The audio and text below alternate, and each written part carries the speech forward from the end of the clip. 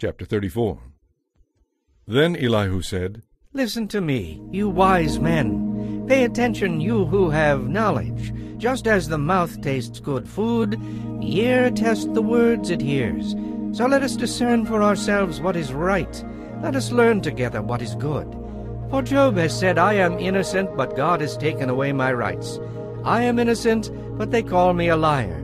My suffering is incurable, even though I have not sinned. Has there ever been a man as arrogant as Job, with his thirst for irreverent talk? He seeks the companionship of evil people. He spends his time with wicked men. He has even said, Why waste time trying to please God? Listen to me, you who have understanding. Everyone knows that God doesn't sin. The Almighty can do no wrong. He repays people according to their deeds. He treats people according to their ways. There is no truer statement than this: God will not do wrong. The Almighty cannot twist justice. Who put the world in his care? Who has set the whole world in place?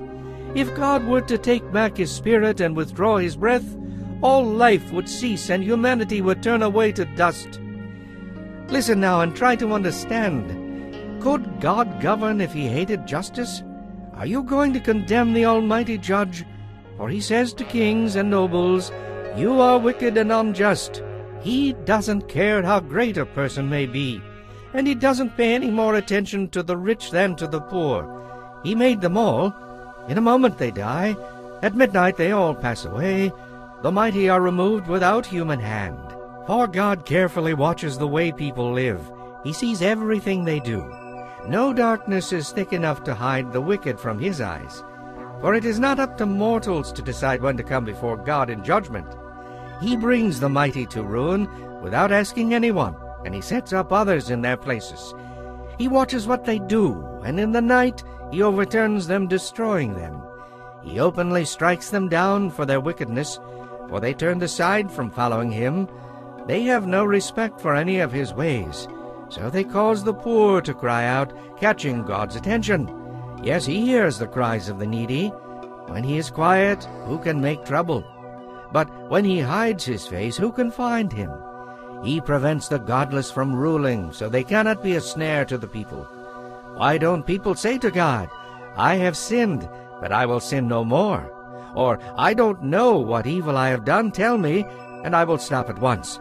Must God tailor his justice to your demands? But you have rejected him. The choice is yours, not mine. Go ahead, share your wisdom with us.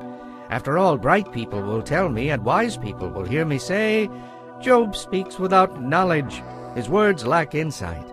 Job, you deserve the maximum penalty for the wicked way you have talked. For now you have added rebellion and blasphemy against God to your other sins.